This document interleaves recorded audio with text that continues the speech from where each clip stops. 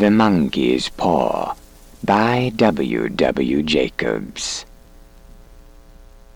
Without, the night was cold and wet, but in the small parlour of Laburnum Villa the blinds were drawn and the fire burned brightly.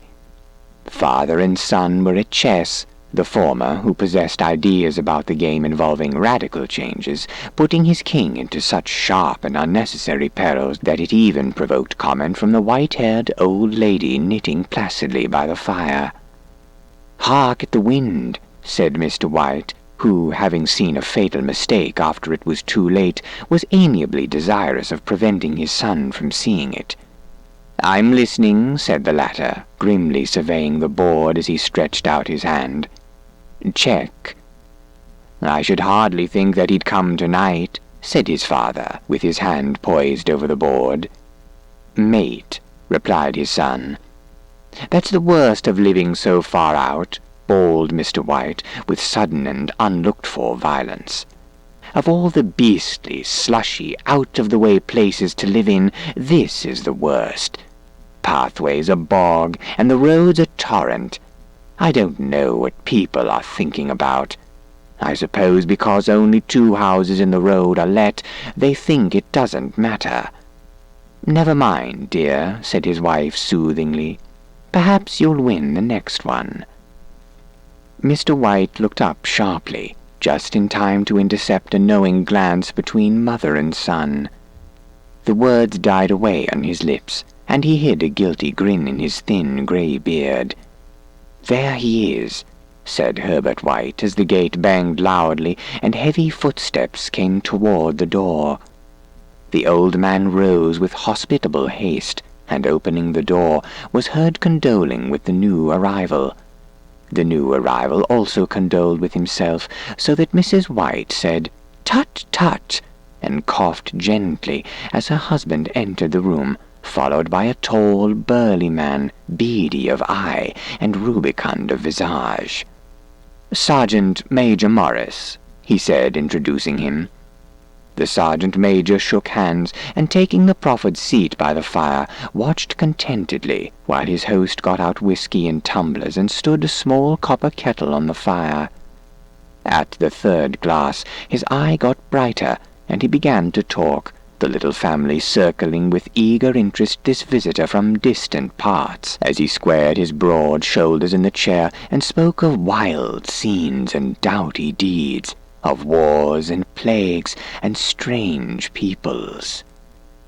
21 years of it," said Mr. White, nodding at his wife and son. "When he went away, he was a slip of a youth in the warehouse. Now look at him." "He don't look to have taken much harm," said Mrs. White politely. "I'd go to India myself," said the old man, "just to look round a bit, you know." "Better where you are," said the sergeant major, shaking his head.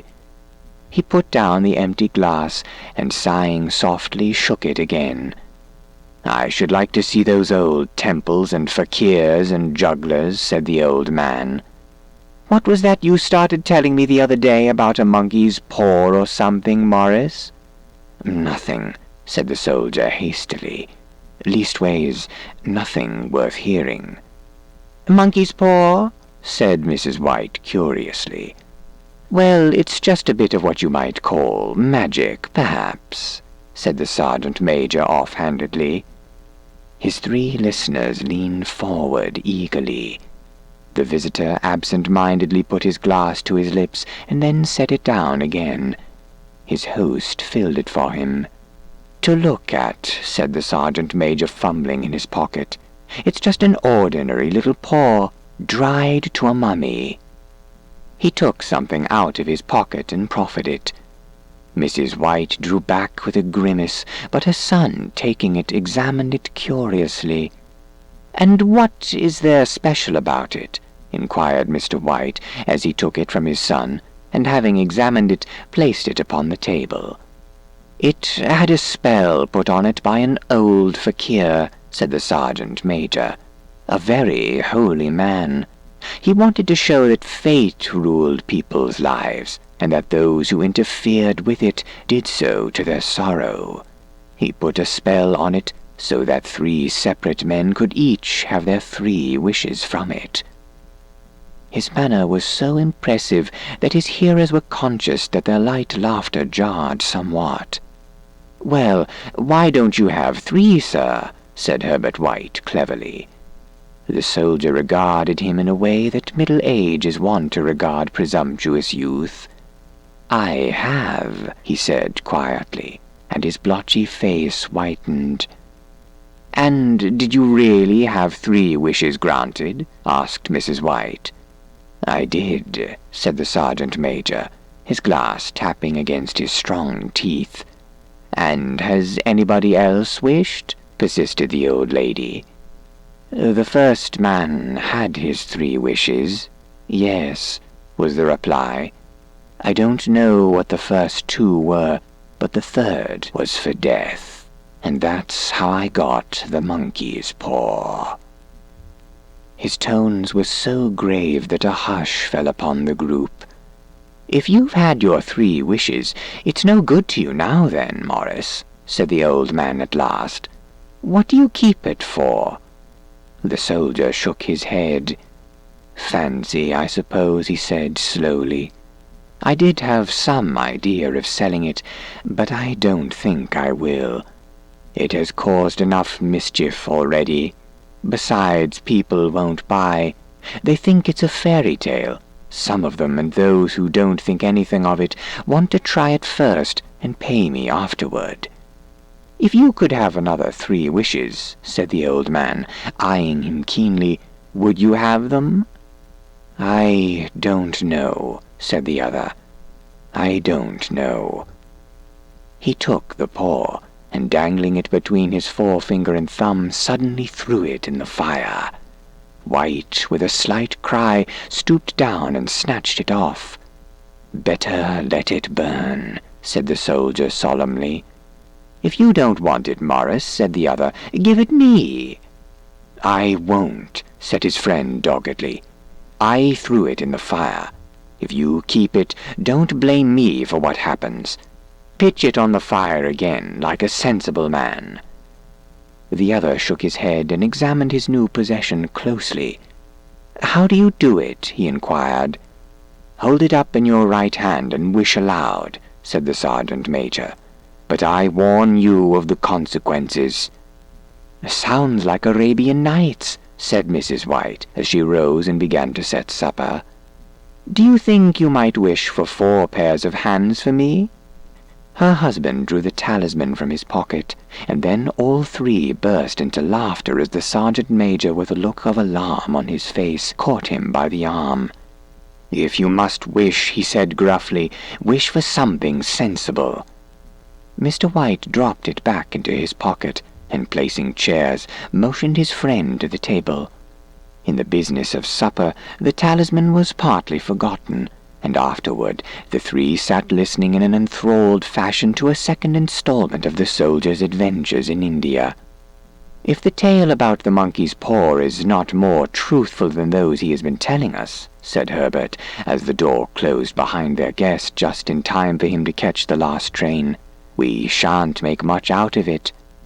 "Did you give him anything for it, father?" inquired Mrs. White, regarding her husband closely. "A trifle," said he, coloring softly. "He didn't want it, but I made him take it, and he pressed me again to throw it away." "Likely," said Herbert, with pretend horror. "Why, we're going to be rich and famous and happy. Wish to be an emperor, father, to begin with. Then you can't be henpecked." He darted round the table, pursued by the maligned Mrs. White, armed with an antimacassar. Mr. White took the paw from his pocket and eyed it dubiously. "I don't know what to wish for, and that's a fact," he said slowly. "It seems to me I've got all I want." "If you only cleared the house, you'd be quite happy, wouldn't you?" said Herbert, with his hand on his shoulder. "Well, wish for £200, then. That'll just do it." His father, smiling shamefacedly at his own credulity, held up the talisman, as his son, with a solemn face somewhat marred by a wink at his mother, sat down at the piano and struck a few impressive chords. "I wish for £200, said the old man distinctly. A fine crash from the piano greeted the words, interrupted by a shuddering cry from the old man. His wife and son ran toward him. "It moved," he cried, with a glance of disgust at the object as it lay on the floor. "As I wished. It twisted in my hand, like a snake." "Well, I don't see the money," said his son as he picked it up and placed it on the table, "and I bet I never shall." "It must be for your fancy, father," said his wife, regarding him anxiously. He shook his head. "Never mind, though. There's no harm done, but it gave me a shock all the same." They sat down by the fire again while the two men finished their pipes. Outside, the wind was higher than ever, and the old man started nervously at the sound of a door banging upstairs. A silence unusual and depressing settled upon all three, which lasted until the odd couple rose to retire for the night. "I expect you'll find the cash tied up in a big bag in the middle of your bed," said Herbert, as he bade them all good night. "And something horrible squatting up on top of the wardrobe, watching you as you pocket your ill-gotten gains." He sat alone in the darkness, gazing at the dying fire and seeing faces in it. The last face was so horrible and so simian that he gazed at it in amazement. It got so vivid that, with a little uneasy laugh, he felt on the table for a glass containing a little water to throw over it. His hand grasped the monkey's paw, and with a little shiver he wiped his hand on his coat and went up to bed. In the brightness of the wintry sun next morning as it streamed over the breakfast table, he laughed at his fears. There was an air of prosaic wholesomeness about the room which it had lacked on the previous night, and the dirty, shriveled little paw was pitched on the sideboard with a carelessness which betokened no great belief in its virtues. "I suppose all old soldiers are the same," said Mrs. White. "The idea of our listening to such nonsense! How could wishes be granted in these days? And if they could, how could £200 hurt you, father?" "Might drop on his head from the sky," said the frivolous Herbert. "Morris said things that happened so naturally," said his father, "that you might, if you so wished, attribute it to coincidence." "Well, don't break into the money before I come back," said Herbert as he rose from the table. "I'm afraid it'll turn you into a mean, avaricious man, and we shall have to disown you." His mother laughed, and following him to the door, watched him down the road, and returning to the breakfast table, was very happy at the expense of her husband's credulity, all of which did not prevent her from scurrying to the door at the postman's knock, nor prevent her from referring somewhat shortly to retired sergeant-majors of bibulous habits when she found that the post brought a tailor's bill. "Herbert will have some more of his funny remarks, I expect, when he comes home," she said as they sat at dinner. "I dare say," said Mr. White, pouring himself out some beer. "But for all that, the thing moved in my hand. I'll swear to that." "You thought it did," said the old lady soothingly. "I say it did," replied the other. "There was no thought about it. I had just... What's the matter?" His wife made no reply.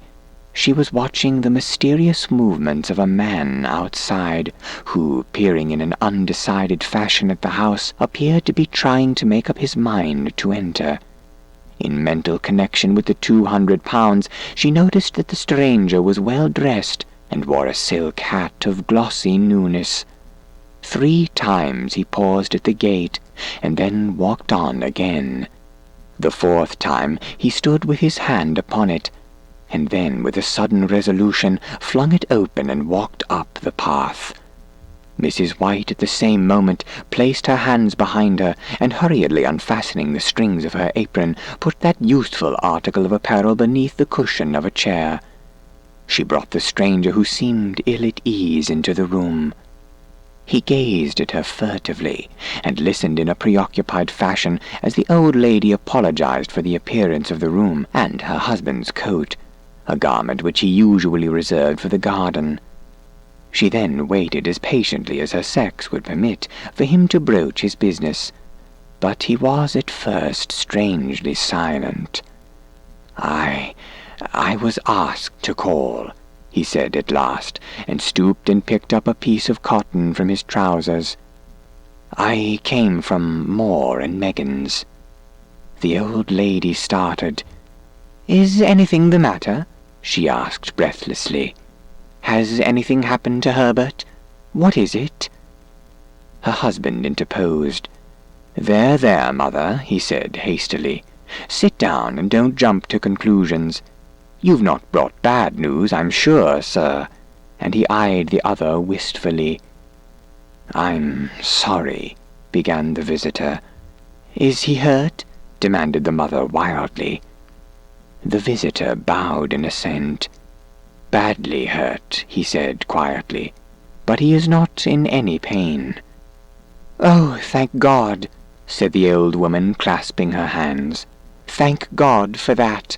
Thank—" She broke off suddenly as the sinister meaning of the assurance dawned upon her, and she saw the awful confirmation of her fears in the other's perverted face. She caught her breath, and turning to her slower-witted husband, laid her trembling old hand upon his. There was a long silence. "He was caught in the machinery," said the visitor at length in a low voice. "Caught in the machinery?" repeated Mr. White in a dazed fashion. "Yes." He sat staring blankly out at the window, and taking his wife's hand between his own, pressed it as he had been wont to do in their old courting days nearly 40 years before. "He was the only one left to us," he said, turning to the visitor. "It is hard." The other coughed, and rising, walked slowly to the window. "The firm wished me to convey their sincere sympathy with you in your great loss," he said without looking round. "I beg that you will understand I am only their servant, and merely obeying orders." There was no reply. The old woman's face was white, and her eyes staring, and her breath inaudible. On the husband's face was a look such as his friend the sergeant might have carried into his first action. "I was to say that Moore and Meggins disclaim all responsibility," continued the other. "They admit to no liability at all, but in consideration of your son's services, they wish to present you with a certain sum as compensation." Mr. White dropped his wife's hand, and rising to his feet, gazed with a look of horror at his visitor. His dry lips shaped the words, "How much?" £200, was the answer. Unconscious of his wife's shriek, the old man smiled faintly, put out his hands like a sightless man, and dropped, a senseless heap, to the floor. In the huge new cemetery, some 2 miles distant, the old people buried their dead, and came back to a house steeped in shadow and silence. It was all over so quickly that at first they could hardly realize it, and remained in a state of expectation as though of something else to happen, something else which was to lighten this load, too heavy for old hearts to bear. But the days passed, and expectation gave place to resignation, the hopeless resignation of the old, sometimes miscalled apathy. Sometimes they hardly exchanged a word, for now they had nothing to talk about, and their days were long to weariness. It was about a week after that the old man, walking suddenly in the night, stretched out his hand, and found himself alone. The room was in darkness, and the sound of subdued weeping came from the window. He raised himself in bed and listened. "Come back," he said tenderly. "You'll be cold." "It is colder for my son," said the old woman, and wept afresh. The sound of her sobs died away on his ears. The bed was warm, and his eyes heavy with sleep. He dozed fitfully and then slept, until a sudden wild cry from his wife awoke him with a start. "The paw!" she cried wildly. "The monkey's paw!" He started up in alarm.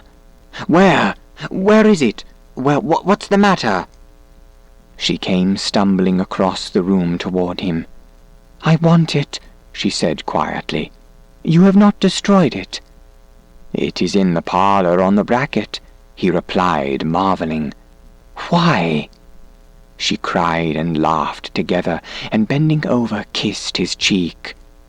"I only just thought of it," she said hysterically. Why didn't I think of it before? Why didn't you think of it?" "Think of what?" he questioned.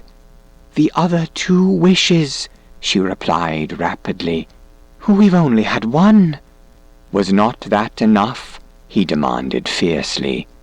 "No," she cried triumphantly. "We'll have one more. Go down and get it quickly, and wish our boy alive again." The man sat up in bed and flung the bedclothes from his quaking limbs. "Good God, you are mad!" he cried aghast. "Get it," she panted. "Get it quickly and wish. Oh, my boy! Oh, my boy!" Her husband struck a match and lit the candle. "Get back to bed," he said unsteadily. "You don't know what you are saying." "We had the first wish granted," said the old woman feverishly. "Why not the second?" "A coincidence," stammered the old man. Go and get it and wish," cried his wife, quivering with excitement. The old man turned and regarded her, and his voice shook. He has been dead 10 days, and besides, I would not tell you else, but I could only recognize him by his clothing. If he was too terrible for you to see then, how now?" "Bring him back," cried the old woman, and dragged him toward the door. "Do you think I fear the child I have nursed?" He went down in the darkness and felt his way to the parlor and then to the mantelpiece. The talisman was in its place, and a horrible fear that the unspoken wish might bring his mutilated son before him ere he could escape from the room seized upon him, and he caught his breath as he found that he had lost the direction of the door. His brow cold with sweat, he felt his way round the table and groped along the wall until he found himself in the small passage with the unwholesome thing in his hand. Even his wife's face seemed changed as he entered the room. It was white and expectant, and to his fears seemed to have an unnatural look upon it. He was afraid of her. "Wish!" she cried in a strong voice. "It is foolish and wicked," he faltered. "Wish!" repeated his wife. He raised his hand. "I wish my son alive again." The talisman fell to the floor, and he regarded it fearfully. Then he sank trembling into a chair as the old woman with burning eyes walked to the window and raised the blind. He sat until he was chilled with the cold, glancing occasionally at the figure of the old woman peering through the window. The candle end, which had burned below the rim of the china candlestick, was throwing pulsating shadows on the ceiling and walls, until, with a flicker larger than the rest, it expired. The old man, with an unspeakable sense of relief at the failure of the talisman, crept back to his bed, and a minute or 2 afterward the old woman came silently and apathetically beside him. Neither spoke, but lay silently listening to the ticking of the clock. A stair creaked, and a squeaky mouse scurried noisily through the wall. The darkness was oppressive, and after lying for some time screwing up his courage, he took the box of matches, and striking one, went downstairs for a candle. At the foot of the stairs the match went out, and he paused to strike another, and at the same moment a knock, so quiet and stealthy as to be scarcely audible, sounded on the front door. The matches fell from his hand and spilled in the passage. He stood motionless, his breath suspended until the knock was repeated. Then he turned and fled swiftly back to his room and closed the door behind him. A third knock sounded through the house. "What's that?" cried the old woman, starting up. "A rat," said the old man in shaking tones. "A rat. It passed me on the stairs." His wife sat up in bed, listening. A loud knock resounded through the house. "It's Herbert!" she screamed. "It's Herbert!" She ran to the door, but her husband was before her, and catching her by the arm held her tightly. "What are you going to do?" he whispered hoarsely. "It's my boy! It's Herbert!" she cried, struggling mechanically. "I forgot it was 2 miles away. What are you holding me for? Let me go! I must open the door." "For God's sake, don't let it in!" cried the old man, trembling. "You're afraid of your own son," she cried, struggling. "Let me go. I'm coming, Herbert. I'm coming." There was another knock, and another. The old woman, with a sudden wrench, broke free and ran from the room. Her husband followed her to the landing, and called after her appealingly as she hurried downstairs. He heard the chain rattle back, and the bottom bolt drawn slowly and stiffly from the socket. Then the old woman's voice, strained and panting. "The bolt!" she cried loudly. "Come down, I can't reach it." But her husband was on his hands and knees, groping wildly on the floor in search of the paw. If he could only find it before the thing outside got in! A perfect fusillade of knocks reverberated through the house, and he heard the scraping of a chair as his wife put it down in the passage against the door. He heard the creaking of the bolt as it came slowly back, and at the same moment he found the monkey's paw, and frantically breathed his third and last wish. The knocking ceased suddenly, although the echoes of it were still in the house. He heard the chair drawn back, and the door opened. A cold wind rushed up the staircase, and a long, loud wail of disappointment and misery from his wife gave him courage to run down to her side, and then to the gate beyond. The street lamp flickering opposite shone on a quiet and deserted road.